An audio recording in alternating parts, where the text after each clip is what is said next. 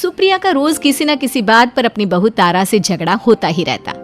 दोनों स्वभाव से जिद्दी और अड़ियल थे। दोनों में से कोई भी एक दूसरे के आगे झुकना नहीं चाहता था। फिर एक दिन, तारा कहाँ मर गई थी तू अभी तक? सुबह से शाम हो गई, घर में इतना काम पड़ा है, ये सब छोड़कर कहाँ मौज मस्ती करने गई थी? आपके घर के सारे काम करने का मैंने ठेका नहीं ले रखा। आप भी तो अपने दोस्तों के साथ किटी पार्टी करने जाती हैं, तब तो मैं आपको नहीं टोकती। अरे मैं तेरी सास हूँ, तू मेरी सास नहीं है। सास है तो क्या मुझे चैन की सांस नहीं लेने देंगी आप? बहुत जबान चलने लगी है तेरी आजकल।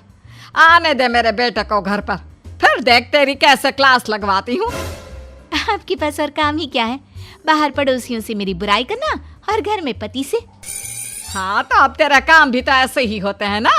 तारीफ के लायक कोई भी काम किया है तूने आज तक?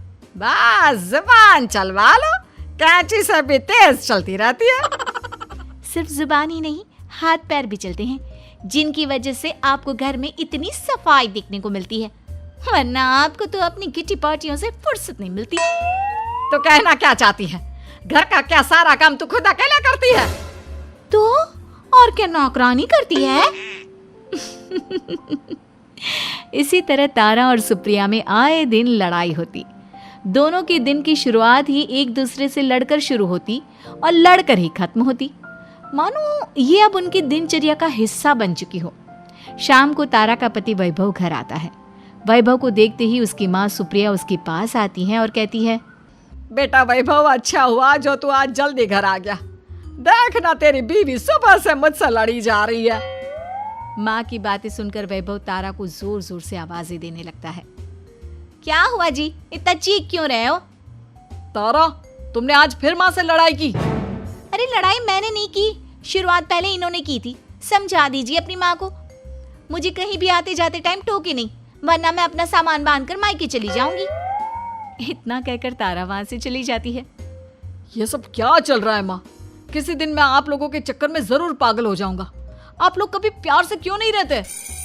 अरे वो हमेशा मेरी बातों का उल्टा जवाब देती है बेटा। अब तू ही बता मैं क्या करूं? तो आप उसे ताने मारती ही क्यों है माँ? वाह बेटा वाह, तुझे मेरे ताने दिखते हैं, उसका बात करने का तरीका नहीं दिखता। देखा नहीं वो किस तरह से बात करती है मुझसे। मुझे माफ कीजिए माँ, मुझे आप दोनों के बीच में पड़ना ही नहीं है। आप दोनों ही एक जैसे हो। इतना कहकर वैभव वहां से चला जाता है। वैभव के जाने के बाद सुप्रिया सोच में पड़ जाती है। धीरे धीरे समय बीतने लगता है और एक दिन सुप्रिया को पता चलता है कि उनके गांव में एक महात्मा ठहरे हुए हैं जो वशीकरण करना जानते हैं। तो सुप्रिया भागते हुए उन बाबा का पता ढूंढने निकल पड़ती है। इस बात की खबर जैसे ही तारा को चलती है, वो भी उस बाबा की खोज में निकल पड़ती है। अगले दिन सुबह, आज तारा और सुप्रिया दोनों ही बहुत अच्छे मूड में होती है। ना सुप्रिया तारा को देखकर कोई ताना मारती है, ना तारा अपनी सास से बेवजह उलझती है। दोनों मिल बांटकर रसोई में काम करती हैं। भाई तारा, जरा मुझे वो चाय पत्ती पकड़ाना। ये लीजिए माँ जी, क्या आप मेरे लिए भी चाय बना देंगी? अरे हाँ हाँ, क्यों नहीं। इसी तरह दिन बीतते हैं और दोनों का रिश्ता भी निखरने लगता है। ऐसे ही देखते 3 महीने बीत जाते हैं। आजकल ये मैं क्या देख रहा हूँ? अचानक आप दोनों के बीच इतना प्यार कैसे हो गया? एक दिन था जब कभी माँ आप तारा को ताने देते देते नहीं थकती थी, और तारा, तुम पहले तो कितना उलझती थी माँ से, तो अब ये अचानक क्या हो गया आप दोनों को? अरे यह सब तो एक बाबा का कमाल है, जिसने मुझे ये ताबीज दिया था। सुप्रिया के हाथ में बंधा ताबीज देखकर तारा चौंक जाती है। ये ताबीज तो उस बाबा ने मुझे भी दिया था, आपको अपने वश में करने के लिए। इसका मतलब तू भी उस बाबा से मिलने गई थी? आपकी हरकतों की वजह से ही मुझे जाना पड़ा था। ये सब क्या चल रहा है? मुझे तो आप लोगों की कोई भी बात समझ में नहीं आ रही। सुप्रिया वैभव को सारी बात बताते हुए कहती है, अरे जैसे ही मुझे पता चला कि हमारे गांव में जाने माने तांत्रिक बाबा आए हुए हैं जो वशीकरण करना जानते हैं, तो मैं बिना देरी किए उनके पास चली गई और बहू को अपने वश में करने की इच्छा उनके सामने रखी, जिससे ये मेरी हर बात माने। बाबा, मैं अपनी बहू से बहुत दुखी हो चुकी हूँ। वो मेरी एक बात नहीं मानती। आप कुछ ऐसा कीजिए बाबा जिससे मेरी बहू मेरी हर बात मानने लगे। पहले आप मुझे अच्छे से बताइए, आपको अपनी बहू से आखिर परेशानी क्या है? बाबा वो मुझसे कभी प्यार से बात नहीं करती। मैं उसे एक बात सुनाती हूँ तो वो पलट कर 4 बातें सुनाती है। आप कुछ ऐसा कीजिए ना जिससे मेरी बहू सारी बातें मानने लगे। बाबा सुप्रिया की बातों को ध्यान से सुनते हैं और उसके बाद सुप्रिया को एक काले रंग का ताबीज देते हुए कहते हैं, ये ताबीज तुम्हें अपने गले में पहनना है और जब तक मैं ना कहूँ तब तक इसे उतारना मत। तो क्या इस ताबीज की मदद से मेरी बहू मेरे वश में हो जाएगी? सिर्फ वश में ही नहीं, इस ताबीज के कारण तुम्हारी बहू तुम्हारे आगे पीछे भी घूमने लगेगी। लेकिन बस तुम्हें कुछ काम करने होंगे। कैसा काम बाबा जी? तुम्हें अपनी जुबान पर काबू रखना होगा। उससे जो भी काम करवाना हो हमेशा प्यार से बात करनी होगी। धीरे धीरे वो तुम्हारी मुट्ठी में आ जाएगी। अरे ठीक है बाबा जी, जैसा आप कहेंगे ठीक मैं वैसा ही करूंगी। तारा ये सब सुनकर चौंक जाती है। ऐसा ही कुछ तो मेरे साथ भी हुआ था जब मैं उस बाबा से मिलने गई थी। बाबा जी, मैं अपनी सास से बहुत तंग आ चुकी हूँ। वो हर रोज़ किसी न किसी बहाने मुझसे लड़ती रहती हैं। आप प्लीज़ कुछ ऐसा करिए ना जिससे मेरी सास सुधर जाए और मुझे बेवजह टोकना बंद कर दे। तारा की ये बातें सुनकर पहले तो बाबा सोच में पड़ जाते हैं।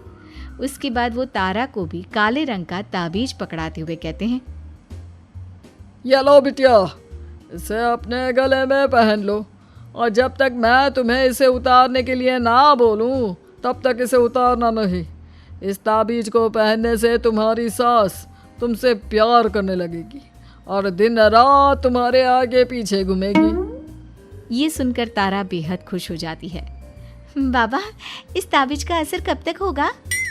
अगर तुमने मेरी सारी बातें मानी तो इस ताबीज का असर तुम्हें 2 दिन बाद ही दिखने लगेगा। उसके लिए सबसे पहले तुम्हें अपनी सास को इज्जत देनी होगी, उनके साथ प्यार से बर्ताव करना होगा और अगर कोई भी काम भी करवाना हो तो प्यार से ही बात करनी होगी। फिर देखना वो कैसे तुम्हारे इशारों पर नाचती है। ठीक है बाबा जी, जैसा आपने कहा है मैं ठीक वैसे ही करूँगी। इसका मतलब उस बाबा ने हम दोनों को एक जैसे ताबीज देकर पागल बना दिया। जरूर कोई ढोंगी बाबा होगा।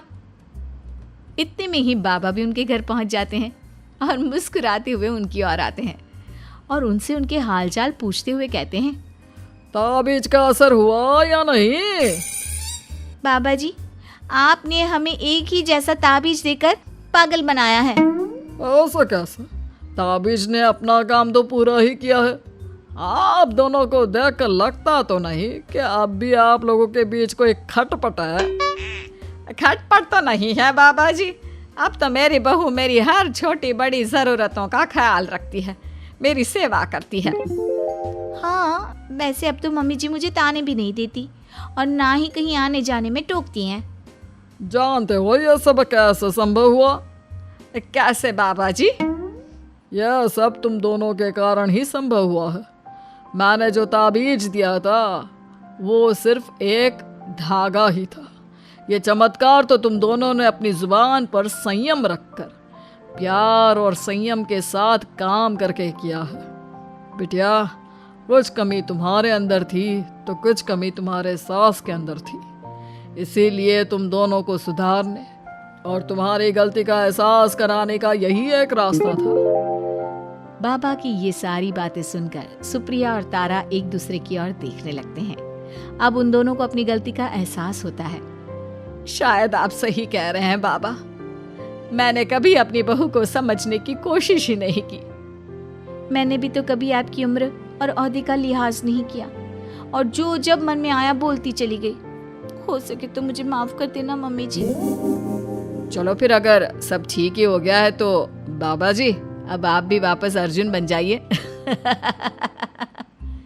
वैभव की बात पर बाबा अपनी नकली दाढ़ी हटाते हैं तो उसे देखकर सास बहू हैरान रह जाती हैं। अरे अर्जुन भैया, आप? हाँ भाभी, आप दोनों के रोज़ रोज़ वाले झगड़ों से परेशान होकर एक दिन मेरे इस दोस्त ने एक प्लान बनाया और मेरी मदद मांगी, तो मैं इनकार कैसे कर सकता था। और देखिए आज उसका नतीजा हम सबके सामने है। सब जोर जोर से हंसने लगते हैं।